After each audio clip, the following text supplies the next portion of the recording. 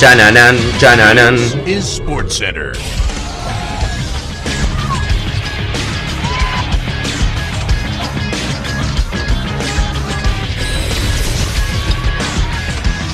Hola gente, ¿cómo andan? Un saludo grande para todos, yo soy San y hoy les traigo un nuevo video. En este caso les voy a traer los 7 escritoriazos más grandes de la historia, al menos relacionados con el fútbol argentino, y puede llegar a haber alguno internacional, pero la gran mayoría van a ver que están relacionados con equipos argentinos.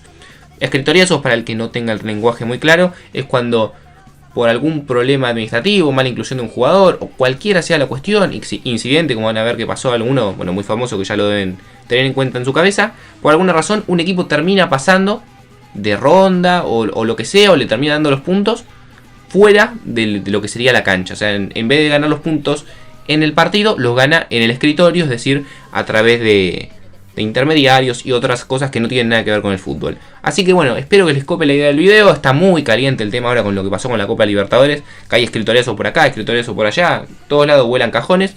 Así que bueno, me pareció un video interesante para hacer y recopilar los más importantes que hubo en el último tiempo. No mucho más para decirles, tienen mi canal de FIFA donde juego Clubes Pro, Mesa Grande TV, en la descripción. Suscríbanse ahí con el link. Síganme en Instagram y síganme en Twitter. Y nada más gente, espero que les cope la idea del video. Muchas gracias por el apoyo que está teniendo el canal en general. Y ahora sí, arrancamos. Un escritoriazo que hubo hace un par de años que quizás no es tan recordado porque bueno, en su momento sí llamó la atención, pero no fue directamente la quita de puntos o algo, sino que fue determinar que se juegue un partido más, un partido que no debería haberse jugado. Fue el que pasó en la temporada 2013-2014 entre Boca y Vélez. Refresco rápidamente, Boca y Vélez en esa temporada habían obtenido 61 puntos, empataban en la última plaza que clasificaba directamente a la Copa Libertadores y Boca ya estaba clasificado a la Copa Sudamericana. Este es un dato que no es menor para nada. En ese caso Vélez tenía mejor diferencia de gol, 5 goles más 16, Boca tenía más 11 en diferencia de gol, por lo cual a Vélez le correspondía la clasificación a la Copa Libertadores de forma directa. Boca clasificaba a través de tener que jugar un repechaje previamente. ¿Qué ocurrió? Boca recurrió a la AFA diciendo que, y a la Conmebol obviamente, diciendo que se debería jugar un partido de desempate porque el sistema que establecía el reglamento era únicamente a través de los puntos. Vélez recurrió también al mismo organismo justificándose, diciendo que decía que al empatar en puntos, la primera forma de dirimir este conflicto era a través de mayor diferencia de gol, y en ese caso Vélez salía beneficiado. Como pasa muchas veces, beneficiaron al equipo grande, entre comillas, que era Boca. Finalmente se terminó jugando un partido más, el que Boca ganaría 1-0 con gol de Nico Colazo, se jugó en Mar del Plata, y lo que terminó determinando que Boca clasifique directamente a la Copa Libertadores en vez de ir por repechaje, que Estudiantes vaya al repechaje y que Vélez se quede afuera de todo tipo de competición, lo que obviamente generó un conflicto enorme con toda la gente de Vélez. Y bueno, en ese momento quedó como que a Boca lo favorecieron, que es cierto realmente porque no estaba convenido que clasifique directamente a la Copa Libertadores y que se juegue ese tercer partido, y bueno, claramente quedó mucho más favorecido Boca que lo que terminó siendo Vélez. A nivel fútbol local también hubo un escritoriazo hace un par de años. Ocurrió en la temporada del año 2015, partido entre Newell's y Arsenal de Sarandí por la fecha 13 de la clausura. En ese partido, Arsenal, que venía bastante jodido con los promedios, Newell's tampoco estaba muy bien que digamos, pero bueno, Arsenal estaba bastante complicado, le ganó 3-0 bien a Newell's con 2 goles del Pelado Silva, entre otras cosas.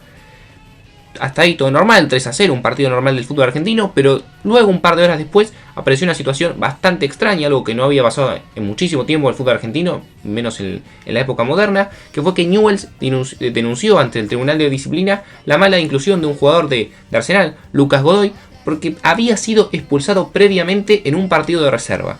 Para el que no lo sepa, si te expulsan en una categoría inferior, es raro, pero bueno, si te expulsan por ejemplo en reserva, tenés que cumplir esa fecha de suspensión y después recién en otra categoría, como es por ejemplo si lo bajan a cuarta o si directamente va a jugar a primera, tiene que cumplir igualmente la fecha de suspensión y después de ese partido cumplido puede jugar. Bueno, Lucas Godoy no la cumplió, el jugador de Arsenal, recurrió obviamente a Arsenal para que no le saquen los puntos. En ese momento se falló a favor de Newell's, le dieron el partido por perdido a Arsenal por 3-0 y ganó Newell's directamente, pero un par de meses después finalmente revocaron ese fallo y Arsenal terminó recuperando 2 puntos. O sea, un cumple bárbaro, para acá te doy los puntos, te los saco, pero finalmente también en ese momento hubo un escritorio a favor de Newell's que después fue revocado y le devolvieron los puntos a Arsenal. Uno de los escritoriazos más conocidos seguramente de la última época del fútbol argentino, y si no es el más importante de la historia, seguramente le pega en el palo. Y llamo escritoriazo no despectivamente, que se aclare, sino que escritoriazo lo defino según la RAE de la Academia Española como equipo que gana los puntos fuera de la cancha. Me refiero a lo que pasó entre Boca y River en la Copa Libertadores del año 2015. vuelvo a repetir, no se caliente nadie de River, completamente imparcial. Creo que estuvo bien que le hayan dado los puntos, pero bueno, relato lo que pasó para determinarlo como escritoriazo. En esa Copa Libertadores se enfrentaron en octavos de final. River había pasado medio complicado la fase de grupos, Boca había pasado muy bien, se encontraron en octavos. River la había ganado muy bien 1-0 en la cancha de ellos, obviamente en el Monumental. En el segundo partido se está disputando en la Bombonera. 45 minutos se había cumplido el primer tiempo, 0-0, igualado el partido. Boca estaba bastante complicado, tenía que meter un gol sí o sí y no encontraba camino por ningún lado. Entre tiempo salen los equipos, cuando está saliendo River de la manga, del túnel. Un hincha, un pelotudo, el panadero, que nunca se terminó de saber si fue para beneficiar a Boca, ponele, porque no benefició en nada, si esa era la idea, o lo que se cree mucho que fue con un trasfondo político. Cuestión, tiró gas pimienta sobre los jugadores de River, que quedó con un líquido rojo bastante marcado. El gas pimienta, bueno, te hace pelota a los ojos, te irrita la piel. Los más afectados en ese momento fueron Driussi, si no me equivoco, y Poncio, que es el que quedó marcado, que se lo veía llorar bastante. Cuestión, obviamente el partido en ese momento se suspendió. Todo hacía pensar lo que iba a terminar pasando. Conmebol terminó fallando y el TAS en favor, obviamente, de River. Y en los 45 minutos que faltaban no se terminaron jugando y River ganó ese partido por 3-0 y después terminaría saliendo campeón de la Copa Libertadores.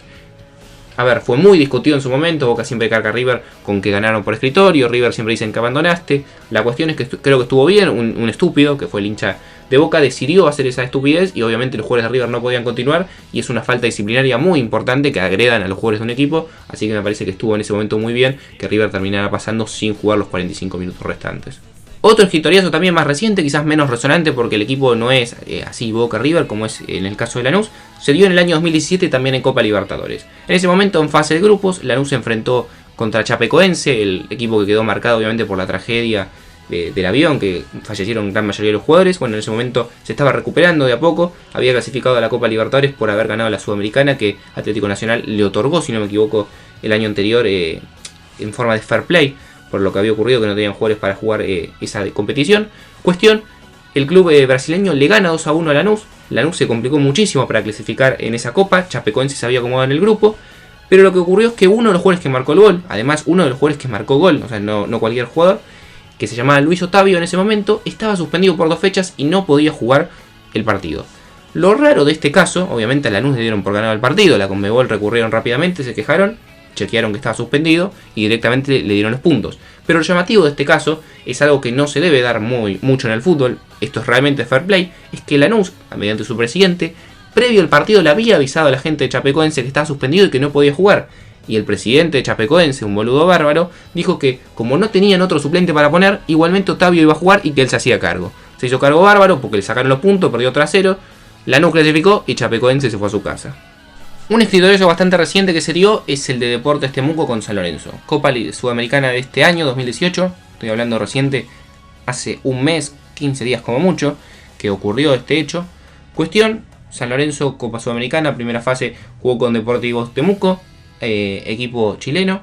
Jugaron acá en la cancha de San Lorenzo, en el nuevo gasómetro. Perdió 2-1 San Lorenzo en ese momento, se complicaba muchísimo para la vuelta, o sea, perder 2-1 de local, realmente muy jodido. Cuestión, terminó el partido, se avivaron de que uno de los jugadores que estaba en el plantel de Temuco, que había sido inscripto, que era Jonathan Requena, argentino que había estado la última vez en Banfield, tenía sobre él o pesaba sobre él una suspensión por haber sido expulsado. Reclamaron rápidamente, nadie le había avisado a Temuco no se dio cuenta, Requena dijo que sí había dicho algo, pero bueno, cuestión, eso no quedó claro. Lo que pasó es lo obvio, al estar suspendido y estar incluido, reglamento de la Conmebol se aplica rápidamente, ganó 3-0 a San Lorenzo. Ese partido igualmente tuvo otro partido que es el de vuelta, que se jugó en tierras chilenas. A San Lorenzo lo cagaron a piedrazos, de todo lo hicieron por haber hecho esto del escritorio, que está dentro del marco legal de la competición. Igualmente San Lorenzo perdió nuevamente en Chile, perdió 1-0, pero por haber ganado 3-0 mediante este partido escritorio, pasó de fase. Cosa rara, porque perdió los dos partidos, 2-1 y 1-0, e igualmente pasó por esta mala inclusión de Jonathan Requena. Vamos a hablar de los dos escritoriazos que están ahora hablándose, que son los más candentes, y cada uno tiene resolución, pero todo parece indicar que van a tener resoluciones distintas. O sea, un caso se va a aplicar una cosa y en otro caso otra. Primer caso que vamos a aplicar, o explicar mejor dicho, es el de Carlos Sánchez, jugador que actualmente se encuentra en Santos, contra Independiente.